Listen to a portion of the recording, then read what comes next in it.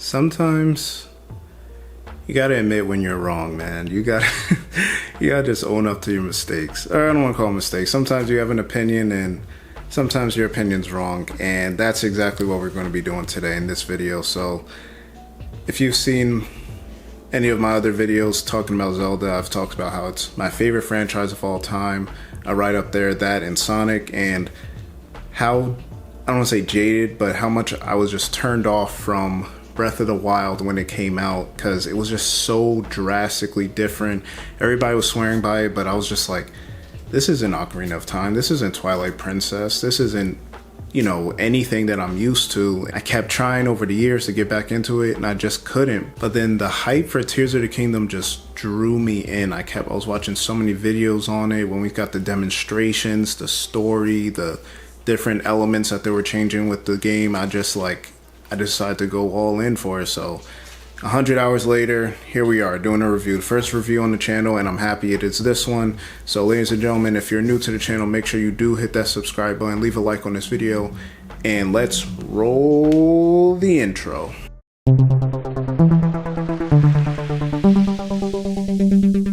So to say I was excited for Tears of the Kingdom is kind of an understatement. Like, I think 2 weeks before it came out, I decided to just power through Breath of the Wild and ended up actually really enjoying myself. Took me around 50 hours to beat the game.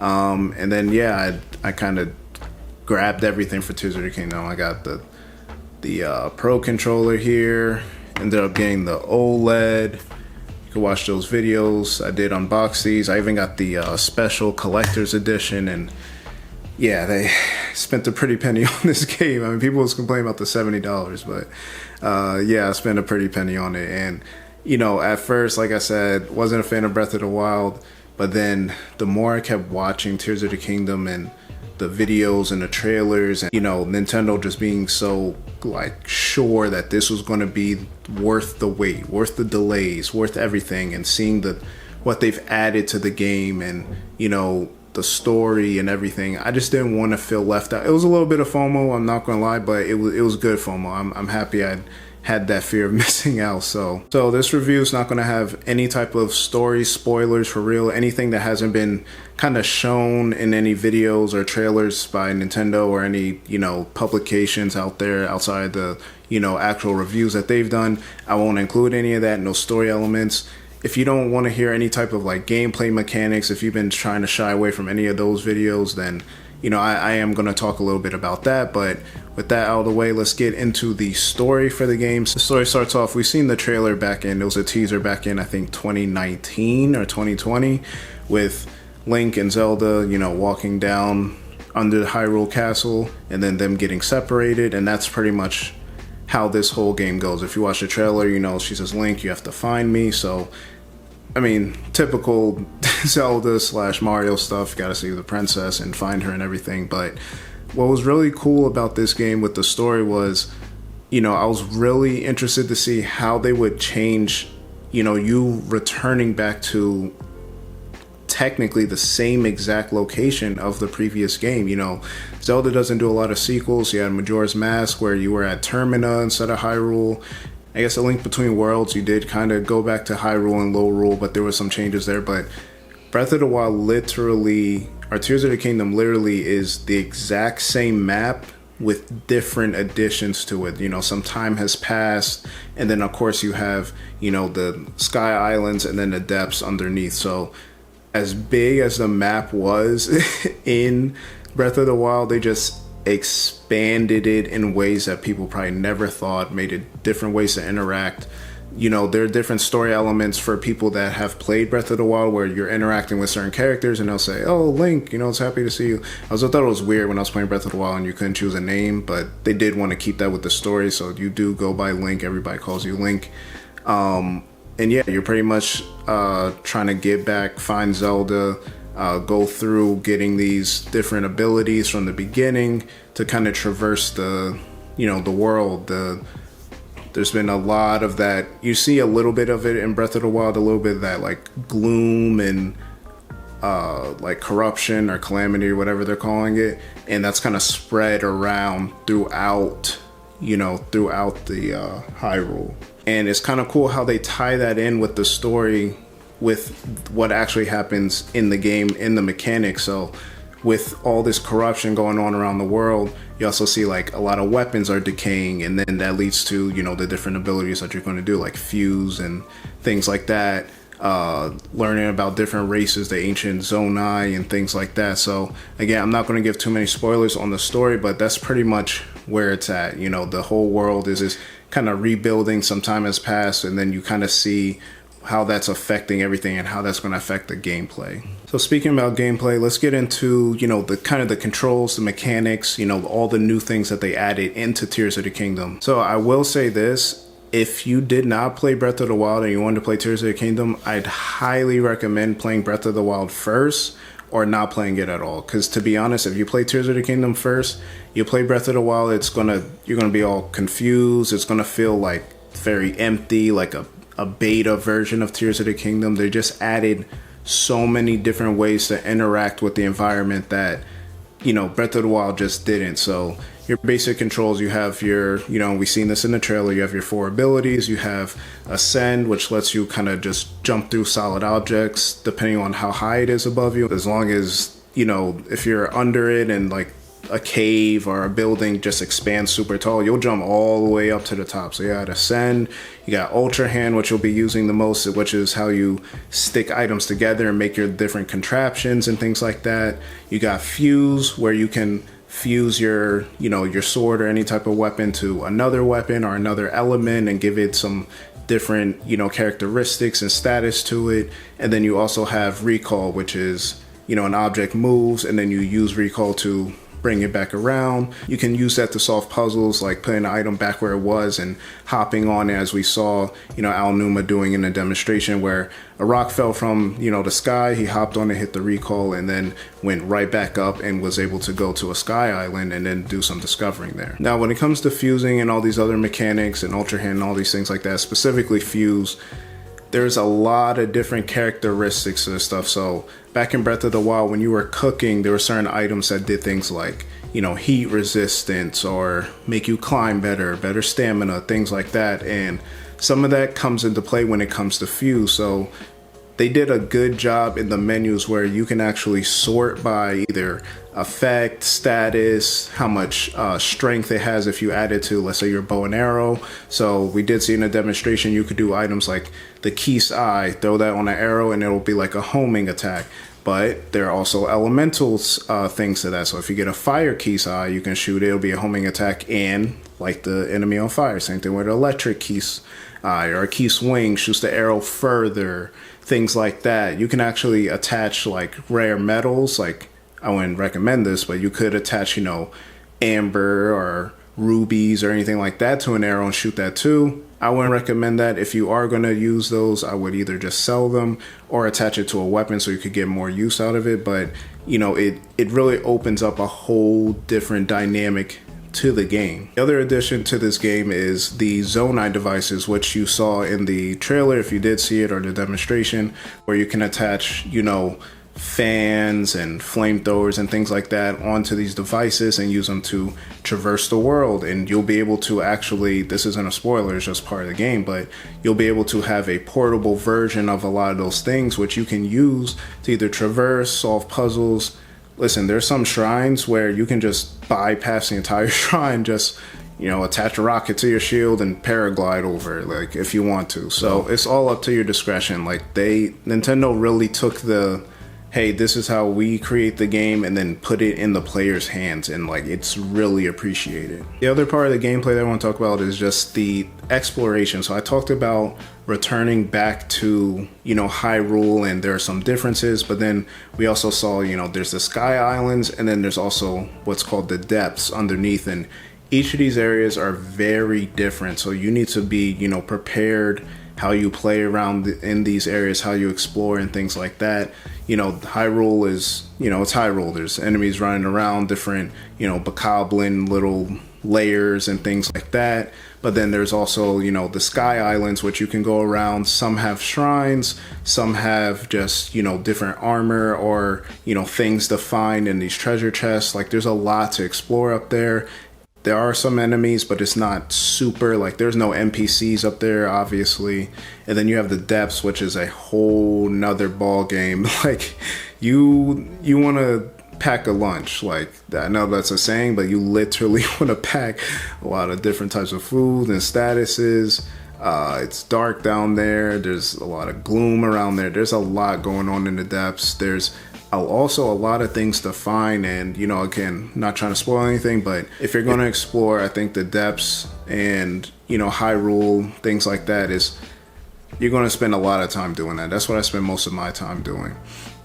And then there are also other discoverable areas such as caves, which you saw in the trailer, and then also these wells, which kind of act like a cave, but you know, they're more noticeable. You're walking around, you see a well, go down it, and you know, you're in kind of a new discovery area, which could just have enemies. You could get some materials, like I said, like flint, amber, things like that, or you might find some new armor, some new weapons, things like that. So the game really wants you to just run around and find things. Like, I literally can't imagine someone finding every well, every cave, every nook and cranny in this game. But I mean, listen, we're not getting another Zelda game for probably another 6 years, so might as well try and find everything if you really want to do that. And then, like I mentioned, the shrines are back. That's pretty much how you'll upgrade your health or stamina, depending on how you want to do it. And then food, again, cooking is back, but they've added a lot more statuses, you know, to go along with the environment. So, you know, before you had, you know, heat resistance, cold resistance, speed up, you know, swimming better, stuff like that. But then we got some more different abilities and statuses that I won't really, you know, spoil here. So you'll get to check all that out when you play the game. All right, let's talk about performance, which is a hot button issue nowadays, especially with, you know, the Switch hardware being kind of old, and, you know, next gen consoles technically not living up to the whole 4K 60 frames or whatever. So to be honest, as I play the game, I think, you know, Nintendo's spending that whole extra year pulling in resources from Monolith Soft, who, you know, created the Xenoblade Chronicles series, which I still need to get into. I do have Xenoblade Chronicles 1 Definitive Edition. I need to play that. And I think they helped on Breath of the Wild as well. So there is a lot of that polish here. I notice a little bit of pop in sometimes, but like realistically, like if you look around, like there's so much going on in the environment.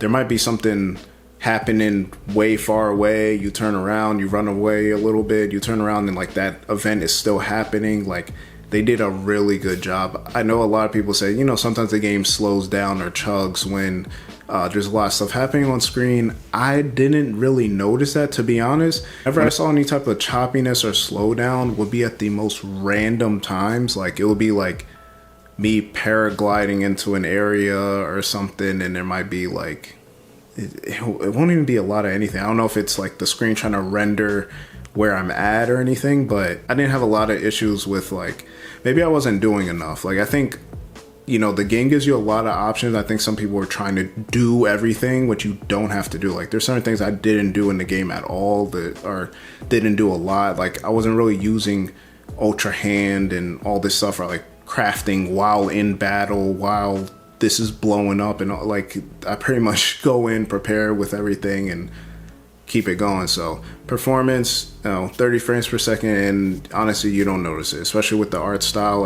They did a really good job as far as the performance on the Nintendo Switch. All right, now I want to get into some tips and tricks, which is pretty much, you know, things I either did or recommend or wish, you know, I knew when I first started, or just the way I played the game. You don't have to take it, you know, just, you know, it's just some suggestions. You can take it or leave it. The first one is, I don't think I'll get much of an argument from this one, but you want to get the paraglider as soon as you can before you go off exploring or running around and everything.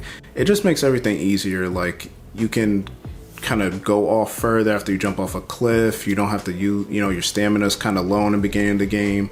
Certain shrines and things like that are literally impossible to do without a paraglider, and I learned that the hard way. I just kept flying around and then landing and dying because I couldn't take enough fall damage. So paraglider, try and get that as soon as you can. My next tip is similar to Breath of the Wild, but just know the environments you're going to. There's been times where I'm trying to go and explore, and it's like I either don't have the armor to be here, the food I have doesn't, I didn't cook the right food to be able to go to this area, or maybe I don't have enough of the food to go to this area. Maybe there's stronger enemies here, I'm not prepared. There's, just kind of, explore for sure, and you'll kind of learn as you're going, but like you'll start noticing like patterns between like, okay, if I go here, I'm probably going to encounter this type of thing or these type of enemies or, this type of environment. So I think just like kind of preparing a little bit, not trying to make it sound like a whole project, but just prepare yourself so you're not just running around getting killed and seeing that game over screen over and over again. My next tip is just explore kind of as you go along. So like for me,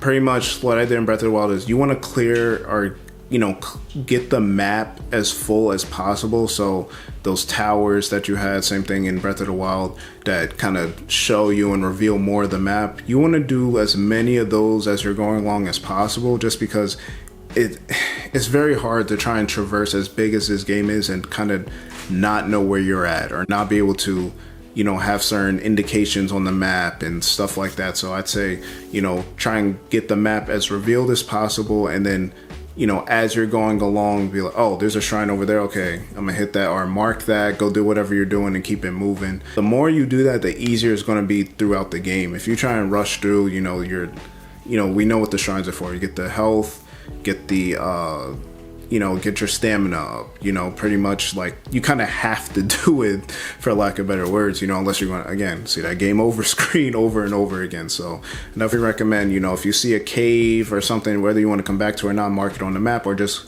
go through it real quick. If it doesn't take you off your path or whatever your path is, just go do it. Oh, there's an island over here. Oh, I could get to that. Oh, I could see that, try and do as much as you can as you're playing along. It makes it a lot easier than, feeling like, oh, I gotta backtrack and do all this other kind of stuff. So that's my recommendation. And to go along with, upgrading and everything, my next tip is, do as many upgrades as you can. So that goes with, stamina, heart containers, Korok seeds to, you know what those do if you've played Breath of the Wild. You definitely need that in this game, considering how many, weapons and things like that there are in the game. So you want to get those, upgrade your armor. The one thing I did not like about this game when it came to upgrading your armor was they made it a whole fetch quest. Like, I didn't understand that. In Breath of the Wild, you got your armor, you had the materials you needed to upgrade it. You go and do that. You don't need, again, I'm not going to give it away, but it's like, I didn't upgrade my armor, I don't think, till I was like over 50 hours in almost. So that was a little bit on me, but it wasn't very obvious how to do it, and I kind of had to look it up a little bit, or I kind of figured it out. But yeah, I didn't like that. But yeah, I do recommend trying to keep up with upgrading your armor, how many weapons you can carry, your stamina, health, all things like that. Make sure you're doing that along the way. And then speaking of stamina, I know a lot of people do they say 3-to-1 ratio. I do 2-to-1. For every upgrade I do a stamina, then I do a health. I do a stamina, then I do a health. And I only do that up till I get 2 full stamina wheels. I see some people with 4 full wheels. It's so unnecessary to me. I think health is more important. You do need the stamina, but I think once you get the 2 wheels, you can pretty much do everything you need to do in the game. If you need extra stamina, there's elixirs for it. I say 2-to-1. If you want to do 3-to-1, if you want to do one and the other every single time, that's up to you, but I recommend a 2-to-1 ratio when it comes to upgrading your stamina and then upgrading your health. Main quest as you can. There's a specific quest that I'm not trying to give away. It's not really a spoiler, but there's pretty much these markings that you'll have to find around the Hyrule. You want to do those, because without that, you don't really get the full backstory on what the full story is. You don't get the full, you can't really enjoy the story fully without doing that main quest. So there are these markings, make sure you do those. And then my last tip is, when it comes to fusing, don't waste certain things. I said this earlier with the gemstones. Don't waste certain things putting it on an arrow, right? If you got a item that does, let's say, an extra 16 damage when you fuse it, put it on a weapon. You could hit someone multiple times. Sometimes it brings the durability up so you could keep attacking. It doesn't make sense to put it on an arrow, shoot it, you might miss, and now you done wasted the thing.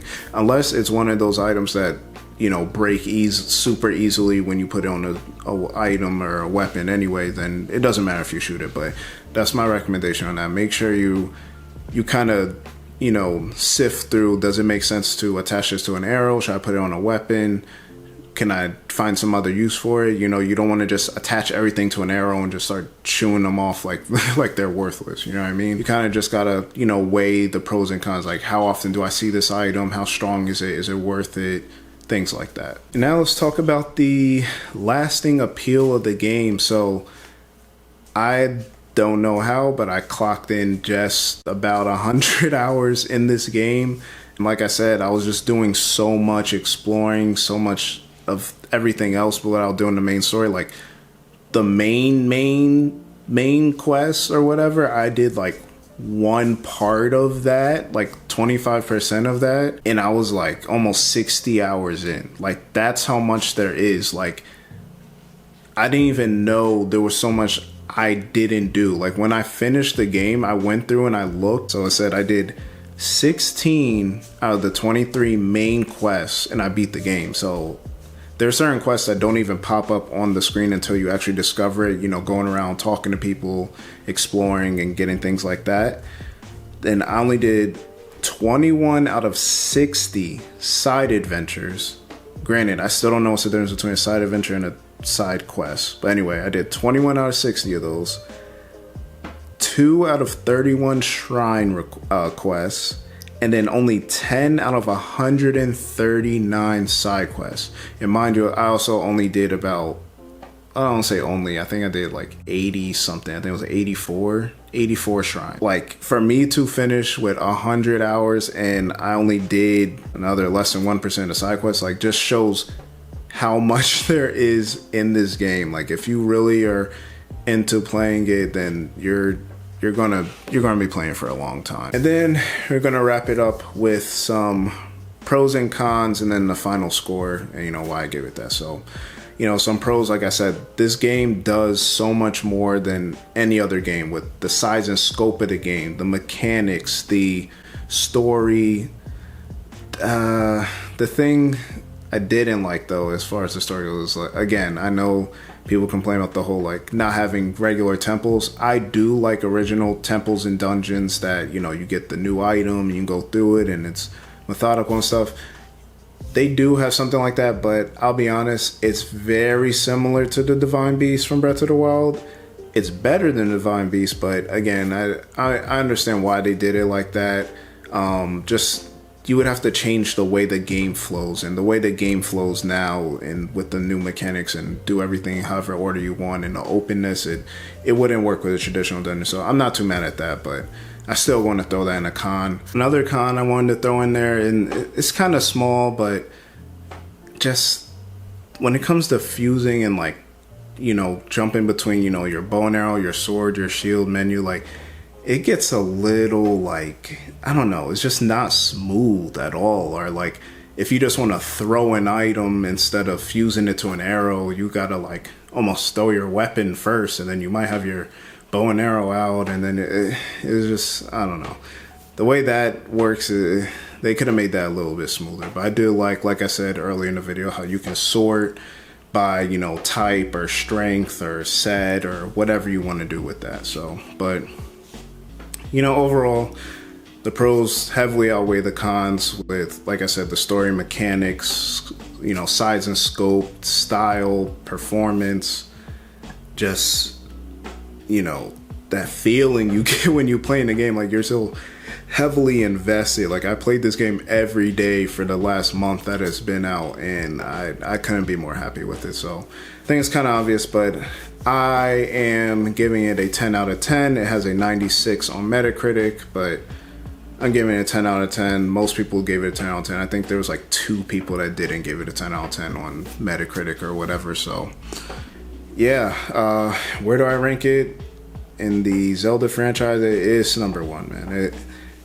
Now, Ocarina of Time will always remain my favorite, but when we're talking about best, it is the best Zelda game of all time.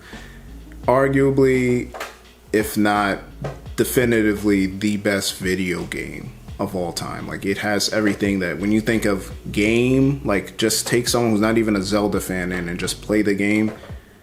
It has the best of every video game element possible. So if you have Breath of the Wild as the best game ever, then, and this is that times 20, then it's just the best game of all time. So that's where we're ending it. So appreciate you guys. Let me know what y'all think. If you like Zelda, if you're weighing off on this game, did you feel the same way I felt? Were you hesitant? Did you like Breath of the Wild first, or were you, on the fence about it like me? Y'all let me know in the comment section below. Please do subscribe if you have not already. Continue, supporting the channel. I appreciate it. And I'll catch you guys on the next video.